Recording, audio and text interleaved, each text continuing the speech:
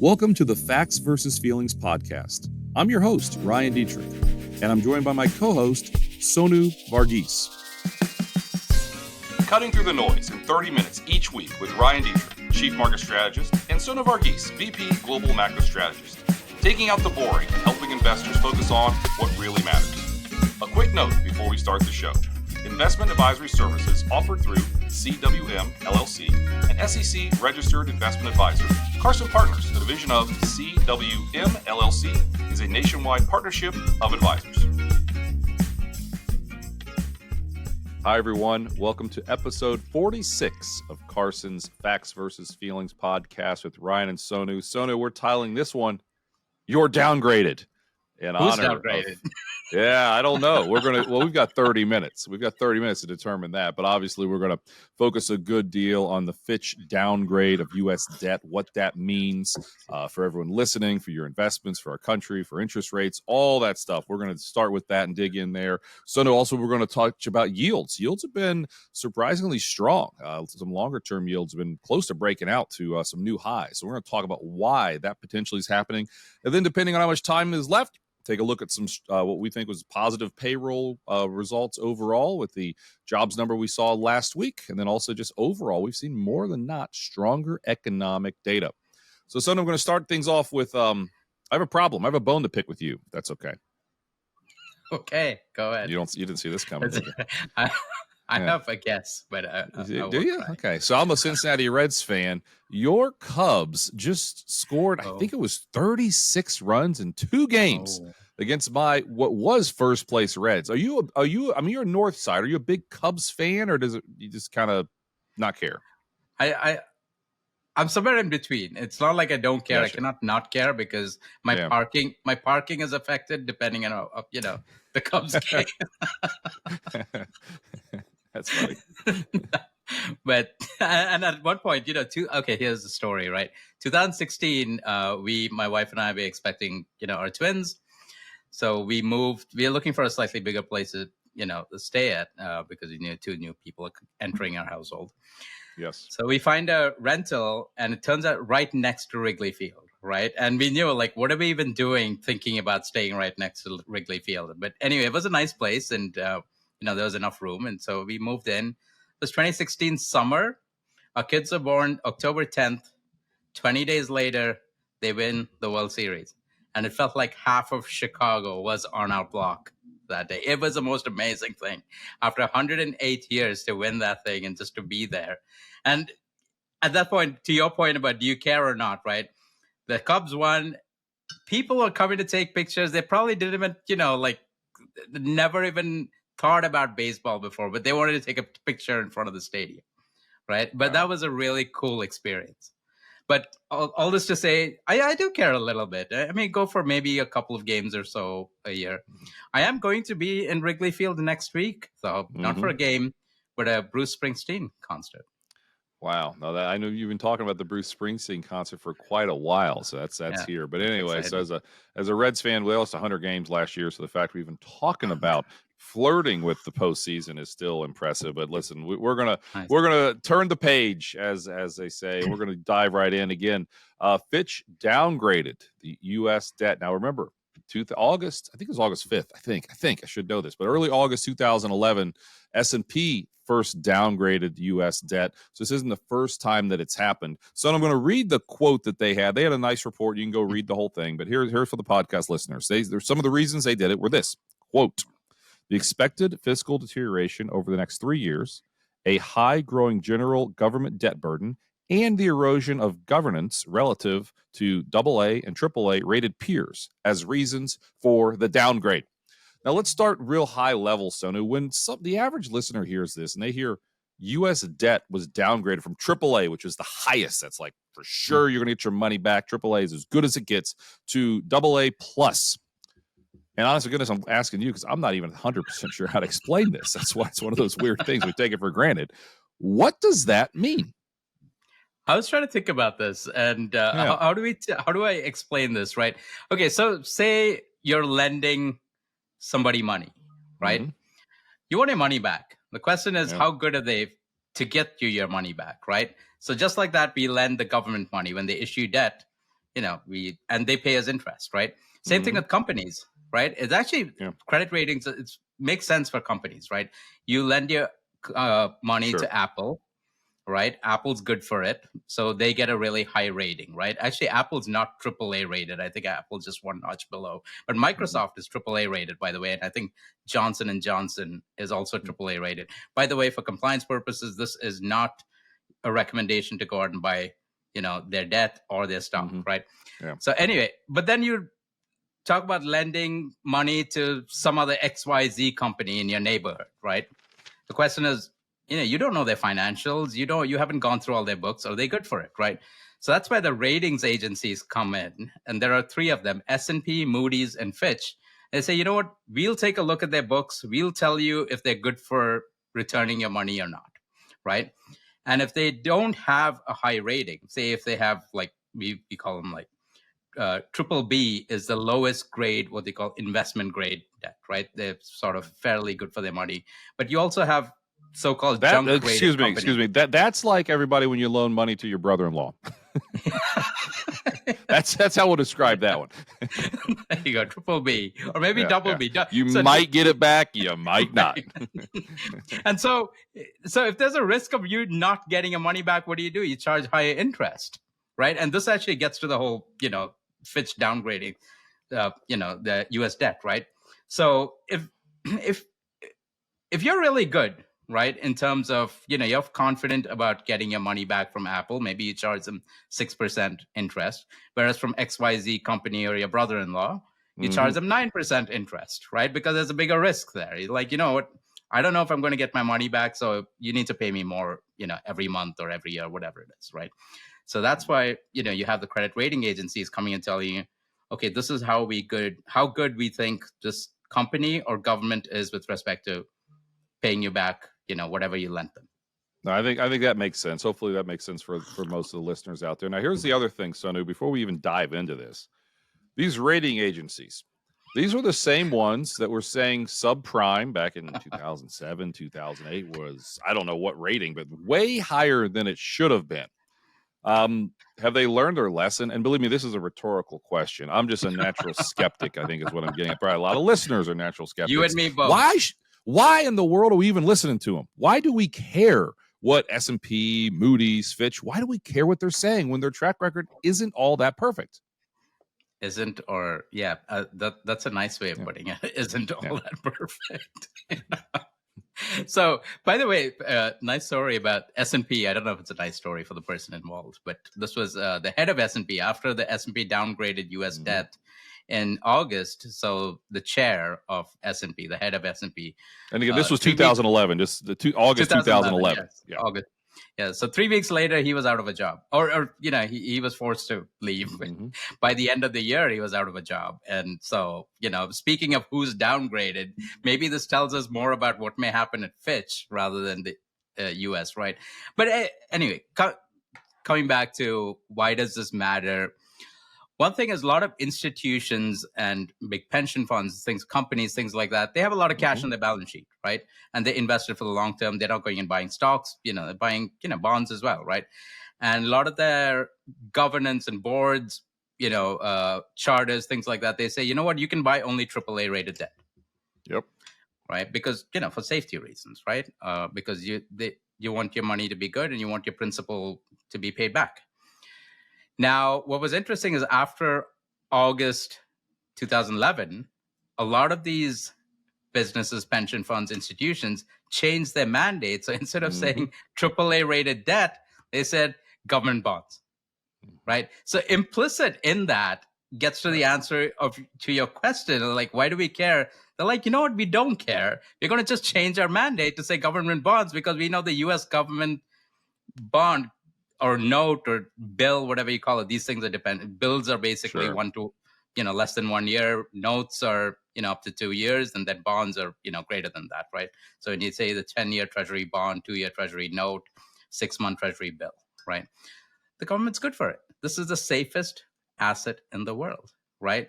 If we know a lot of older people, our advisors have a lot of clients who are, starting to retire. What do? You don't want to be fully invested in stocks, right? And you may be, you want to start taking, an extra vacation or something like that in your retired life. And so, if you have a vacation coming up for next year, you're not going to put that money into stocks. You're probably going to put it into, guess what? The safest asset in the world, which is treasury bills, right? That is, what is a treasury bill? It's government debt. Right. Right. And the U.S. government is good for it. Yes. And if it's not, we've all got bigger problems, I think is the way to put it. You shared something with our more than 350 Carson partners in your daily note that you send out, daily market update note you send out. And I think the U.S. ranks like 11th. If you look at all the debt, our friends in Australia, but we've got some listeners in Australia. So, thank you to Australia for listening. But they're the apparently the safest rated debt. But I'm of the personal camp that if the what hits the fan, I think the dollar is going to be strong. I think our bonds are going to be strong. Our treasury is going to be strong. People are still going to come to the dollar. We might rank 11th, but not sure most of us believe that. I guess one of the things was this a shock, right? Was it a shock? No. I mean, like 3 weeks ago, Fitch put the U.S. on a watch. We're going to watch it. Hey, we're going to watch it. We're going to watch it. And so I don't think it was a shock. I mean, interesting. They did in August, similar to the first downgrade, August 2011 by S&P. Maybe there's something to the fact they assume volumes will be lighter, people on vacation. Maybe it's not going to cause nearly the move it did. Now, I'll be honest, since this downgrade, stocks dropped like, 4 days last week, 4 days in a row last week. At the same time, they were down 6.66. You can't make that up. Back in the Monday in 2011, huge drop. So it's all relative. I think there's some other factors why the market's been weak lately. We can get into some of those things. So let's talk a little bit more on this. What else do you want to? So here they listed 3 things. All right, debt to GDP. Deterioration of governance, quality, and macro policy performance, and can't even read my prospects. I can't even read my own writing here. But let's talk just maybe 2 or 3 minutes on each, maybe 2 minutes on each, because we might lose a lot of listeners with this. Debt to GDP. They're concerned about all the debt this country has. What do you think about that? I mean, that's never, when you hear debt, that's never a good thing, right? But like I just said, what is U.S. debt? U.S. debt is yours and my asset, right? It's the stuff we have in banks, right? That's your treasury bills. Like if you want cash, the safest asset in a treasury bill, that's U.S. debt, right? So that's one thing to keep in mind. The other thing is, like, it's not great for the U.S. to be issuing so much of debt, right? And I'm not saying, it's always hard to figure out, okay, what is the exact, what is the consequence of that? And it's hard to perfectly quantify that. But the thing is, the more debt they issue, the idea is, look, over time, maybe there's going to be more inflation, right? And the treasury yields will go up. And that's the idea behind maybe we shouldn't be issuing so much of debt, right? Because to pay it off, the government will have to print more. And then there's an inflation problem, right? But here's the thing about U.S. debt to GDP. It hit 135%. So U.S. debt was about 135% of GDP. This was immediately after the pandemic. That's actually coming down now. And this gets to something I like to hear from you. Always mention it's called denominator blindness, right? Yes. Debt to GDP. It's debt over GDP. Now, if the denominator is starting to go up, that means debt to GDP comes down. And over the last 2-3 years, US GDP has been up a lot. I mean, nominal GDP was up 10, 12% in 2021. Last year, it was up about 7%.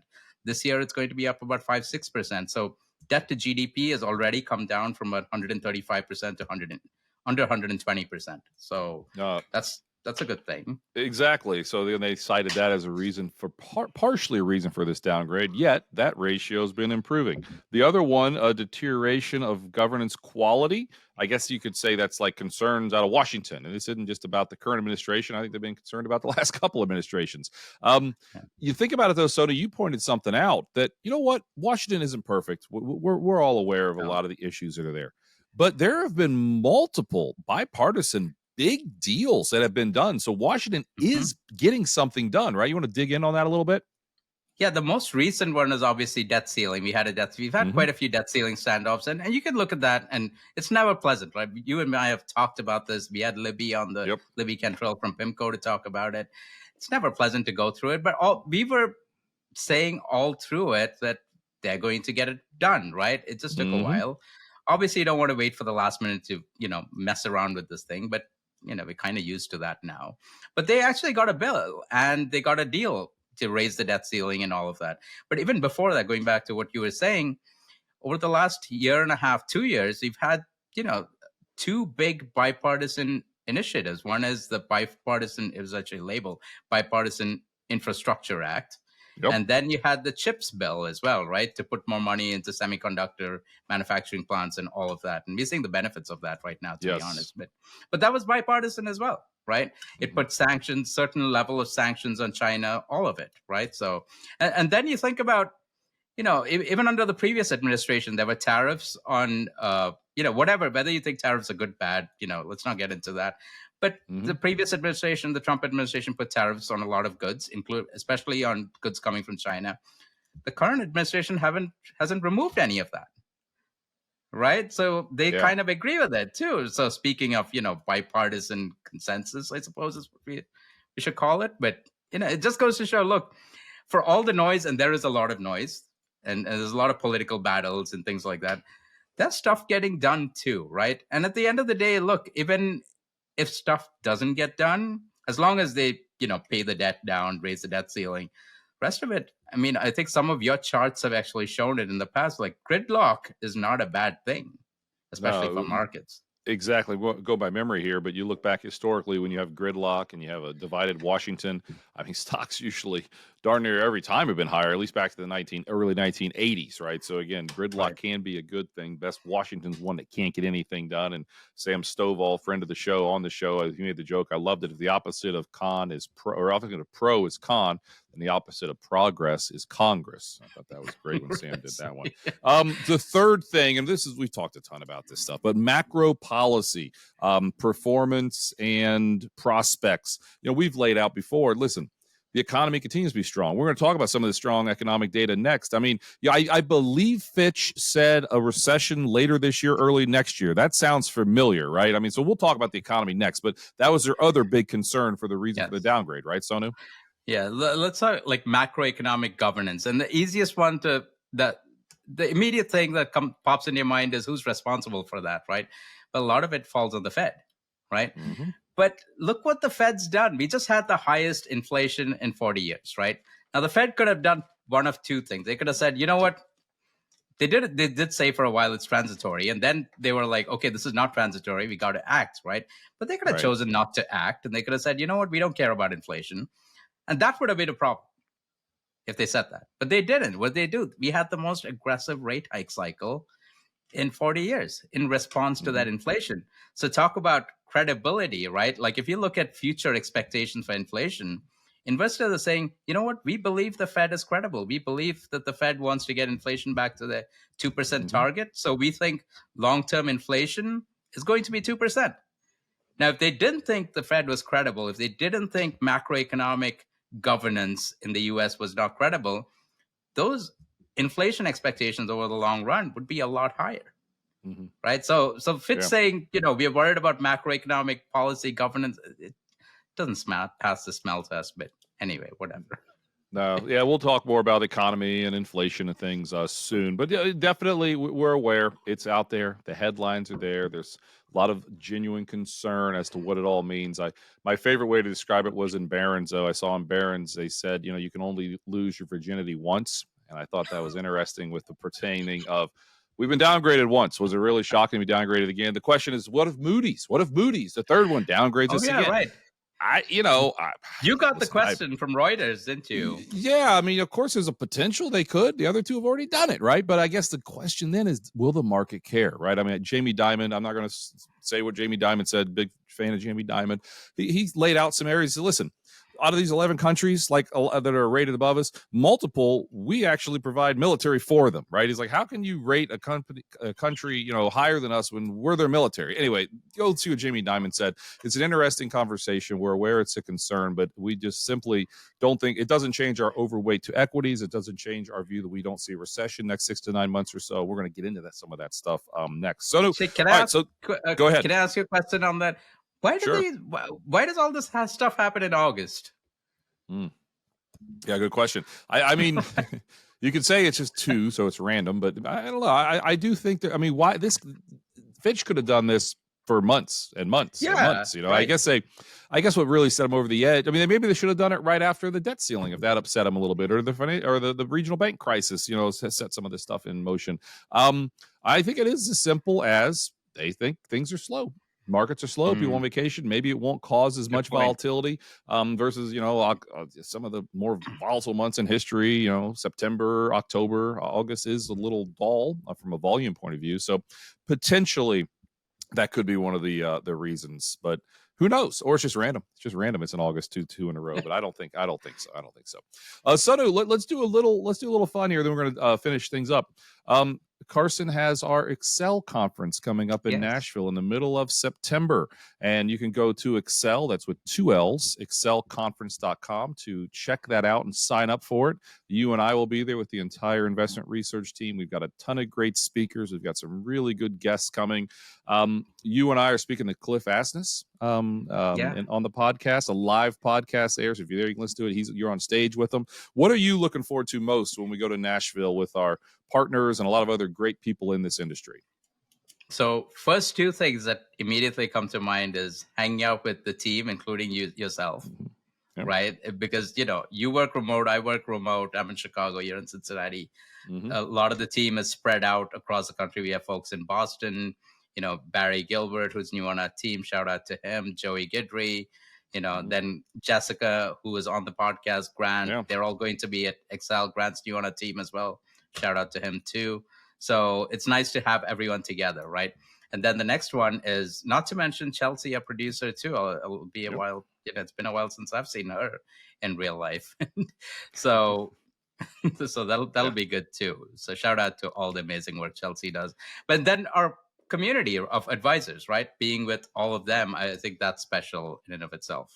No, absolutely. I mean, we did Partner Summit. We did some live podcasts from Partner Summit back in Omaha back in May, and we talked about the community feel that the Carson Group has. But this one's open for everybody, right? And there's a lot of great speakers and a lot of cutting edge how to be a successful financial advisor, portfolio manager, work with the research team, work with marketing, work with compliance, work with technology, all the stuff that if you're in the financial industry and you're a financial advisor, we would love if you could come join us in Nashville. There's a couple more weeks to sign up for that. It's Excel with 2 L's. Conference.com. And one final comment on this, the last day, we've heard loud and clear that by the last day, people are a little sick of going in a conference and doing this and doing that. We're going on like excursions. We just got the email to sign up for stuff. There's some really cool stuff that people could do. I mean, Nashville's Nashville. There's a lot of cool stuff to do in Nashville. So we might be the first conference to ever do something like this, where we're leaving the exhibit halls. We're going out and going to have some fun. So definitely Excel.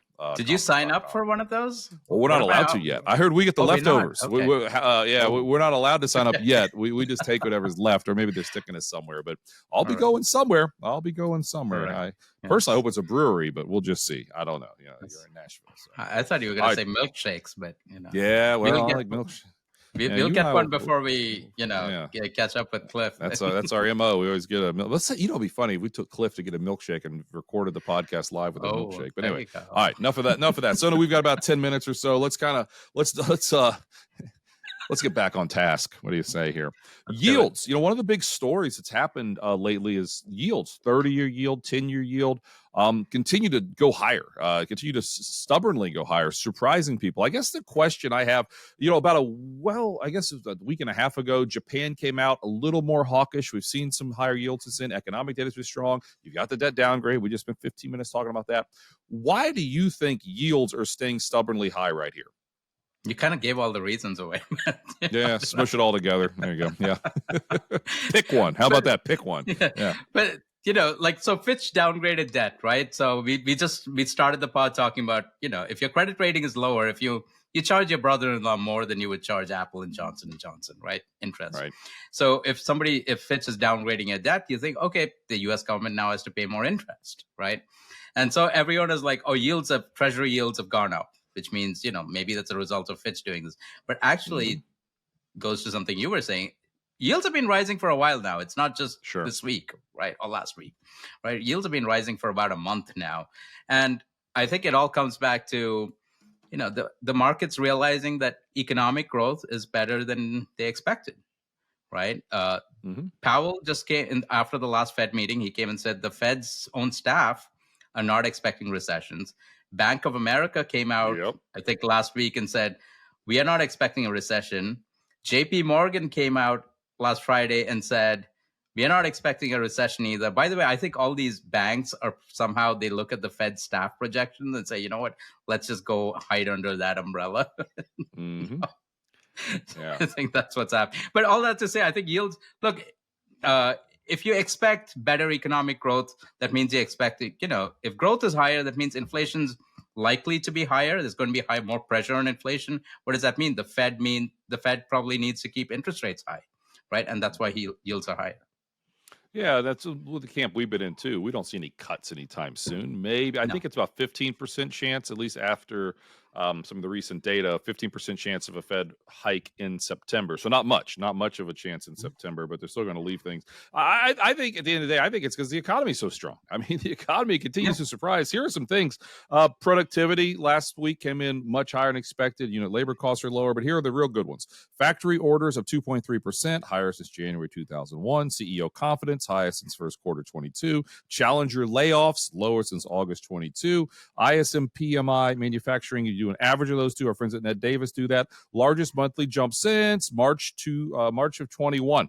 I mean, I just did a handful of things there. And believe me, you can maybe find some parts of the economy that aren't great. But overall, Sonu, I think it's just the economy continues to surprise the upside. The bond market's sniffing that out, and that's why yields have been strong. But honestly, if you listen to this podcast, we've been saying overweight stocks, underweight equities. We've been in that camp all underweight year. Bonds.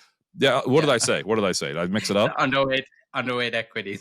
Oh my goodness gracious. Good. That's why it's a two-man show. Overweight equities, underweight bonds. Apologies, everybody, but hopefully you knew what I meant if you listened to this long enough. So that's the camp we've been in. Now, did we think yields would continue to surprise higher like this? Maybe not, but hey, that's how we've been positioned. And the strong economy is something we've talked a lot about. You want to talk about any other economic data before we dive into that jobs print, or where do you want to go in this macro roundup discussion here? I think just coda to that is consumer confidence is going up, right? Three reasons, I think. Inflation's coming down. Gas prices are down. The gas prices are starting to go up again, but it's nothing like $5 a gallon at the pump, right? On average across the nation. It's more like $3.80 or so. Now, if it starts to get above 4.5, I think we start getting worried there. I don't think we're in the camp that it will. But utility bills are coming down too. Food prices are coming down. Egg prices are, remember that whole, 200% jump? That's back to where it was, a year and a half ago. Right. So all of that on that commodity side, that's coming down. So that consumers are feeling better about that. Stocks are up. Consumers are probably feeling better about that as well. Then home prices, Ryan, home prices are starting to go up again. Right. 66% of homes in the US are owned. Right. So that's a home ownership rate. You never want to hear, even though you're not checking it every day. I'm not checking the price of my home every day. But generally, you see in the headlines that home prices are going down. That's not great to hear. Right. But now prices are going up. I think that boosts consumer confidence as well. So a lot of things going right for the consumer to feel, for the U.S. households to feel better. No, absolutely. I mean, we made 5 million jobs last year, flirting with 2 million jobs after the recent jobs data. But I will say, think about last week's podcast. We talked about the idea of August and September, potentially a little trouble. We just mentioned a lot of positive things, right? But all of a sudden, other people are being optimistic. Mike Wilson over at Morgan Stanley, he's saying now is like 2019. Kind of had a bullish note recently. He's been bearish lately, and it is what it is. Maybe that's why you said underweight equities. Yeah, I know. I'm thinking, where was everybody when market was going up? Now everybody's all of a sudden bullish. So that inner contrarian in me, I wrote about this, we talked about some of this last week, that maybe August, September could have a little bit of a refresh. People are getting a little too optimistic now. Everyone's starting to, kind of reverse their calls and get a little more, did I say bullish? I don't know if they're getting bullish or they're less bearish. There's probably a distinction there, right? But, August and September have historically been weak for the markets. And I think, so far, it seems like everything's playing true to form. Yeah, I mean, seasonality's really worked out well. If you follow this podcast, we've talked why the last couple of quarters were historically strong. And sure enough, you had a big rally. Then I mentioned this last week, but I think it's important to note again. When you're up 17.5% for the year, heading into the normally weak-ish month of August, S&P's only been higher 3 out of 11 times with a negative 1.1% average return. So, it's all part of the pie here. I mean, maybe a little seasonal break makes sense with some over-the-top optimism from some long-term bears just to kind of refresh things. things, but we're still overweight equities. We still like the market here going forward. We'd be a buyer of any, or at least a holder, maybe a buyer of any dips as well. So we've got a couple minutes here. Now I'm like moving my mouse on my laptop, hoping this computer doesn't fall back asleep. I don't know. I've never had that happen before, so go figure. Let's talk about that jobs number. It seemed good on the surface, right? What was it? Oh, I forget the exact number. It's expected 200,000, 187, I believe. 187,000 jobs, 200,000 was expected. You've had a lot of time to dig into it. You want to talk about anything that struck you there? I think it just says if one word comes to mind, it's the word we used for our mid-year outlook: normalization. We've all been anchored to the economy creating 300,000, 250,000 jobs. Economy cannot keep creating 250, 300,000 jobs, right? It's just no way that can happen. There's not enough workers. So we need a lot more immigration, right? For that, to even, consistently happen month after month after month, right? So 187,000 jobs created in July was softer than everyone expected 200,000, right? Expectations, by the way, were, I think they've been slowly moving up, because for the previous 14 months, I think, Ryan, the actual payroll report had beaten expectations. Right. Everyone is just consistently moving up, right? So at some point it was bound to come below expectations. But if you had to pick a number, I think 185,000 is the number I would have been very happy with, to be honest, in terms of normalization. The pre-pandemic average per month was about 183,000, right? I think the thing is, don't confuse normalization with weakness, right? It's not the same thing, right? So I think that's important. The other thing is, look, the unemployment rate is at 3.5%. We've talked on this podcast before about prime age employment population ratio, because that accounts for demographics. It accounts for weird definitional issues with labor force participation. That's at 80.9%, highest since 2001. By the way, we just talked about the Challenger layoffs, right? But if the government measures layoffs across the economy, layoffs are running at about 1.5 million a month, right? This is as of June, right? Sure. Before the pandemic, it was running at 1.8 million, right? So right now, layoffs are running really low, and hiring is strong as well, right? Basically, all this to say, I think it all points to the best labor market we've seen since the late 1990s, right? It's still a very tight labor market. And I just don't think most people are aware of that, or even think that's possible when you look at some of the news and headlines we see. I know Neil Dutta over at RenMac, he did something. He talked about quits, right? The quit rate's actually been decreasing as well. So people aren't just quitting jobs right away. They're not just bouncing around. Right. It could be one of the reasons we saw some stronger productivity, because you got people in this. Believe me, there's different reasons, but people are actually staying at jobs to be a little more productive. You don't want to keep retraining people consistently. They just keep jumping across the street to go make 5% more. So not seeing as many layoffs, not seeing as many quits. Those are some positive things we think from the overall economic point of view. All right, Sonu, we've kind of got to the 30-minute mark here. Hopefully people enjoyed this. Any final comments? What are you on the lookout for this week, you think? CPI. Yep. Inflation reports coming out. So we've talked about, just to wrap up, connect inflation to what we saw with the payroll report. The other thing that was strong in the payroll report, and this is where it gets dicey with respect to strength, right? Yep. Wage growth, right? Wage growth is good. You and I like wage growth. We like our salaries to be going up, hint, but yeah. So we like our salaries to be going up. Right? Everybody does. But the Fed doesn't like it, right? Because they think if Ryan and Sonu, and everyone else get paid even more at a faster rate, they'll go out and spend more, and then there'll be more inflation. But the nice thing is, wage growth over the last 3 months has been running around, 5%. The Fed would say, you know what, that's too hot. The nice thing is, inflation, at least over the last 3 months, or at least until June, right? So April to June, been running around 2%. You take the difference, right? That means real wage growth, right? Wage growth after adjusting for inflation is running around above 3%. That's pretty incredible, right? That's very good. Incomes equals consumption. And what drives the economy? Consumption. You've been saying that for a very long time now. You mentioned it, the 3-month annualized wage growth, 4.9%, maybe around very close to 5, but ballpark 5. Our friends at UBS had a note on Friday that came out and said, actually before the jobs number, they said there are some calendar quirks, and believe me, this is above my pay grade, but there are calendar quirks last year, July of last year, that saw wages quite high, and then it came back to trend. So people were kind of expecting a potential high annualized wage growth. That's exactly what we saw. So we'll see. History doesn't repeat itself, but often rhymes, said Mark Twain. Maybe there's some calendar reasons also that the wage growth is a little hotter, and maybe that'll come back down to earth. I'm with you, though. This week's all about CPI. I'm putting a bow on, I guess, of overall very solid earnings season. We didn't quite talk about it. Apple and Amazon were the two big ones last week. Amazon was impressive. Apple, you could say, stubbed its toe a little bit, but they still said they have 1 billion subscribers. That's a lot of people that are using Apple products. Again, not a recommendation in either of those, but anyway, overall, it's been quite a overall positive economic backdrop when it comes to earnings, and more specifically, what companies have to say about the future has been positive, with forward 12-month guidance on S&P 500 earnings clearly bottoming and working its way higher as well. So with all that, everyone, thank you, Sonu, as always. Thanks, Chelsea, our producer. Thank you to all of you for listening to episode 46 of the Carson's Facts versus Feelings. You're downgraded. We'll see everybody next week. Take care. Thank you.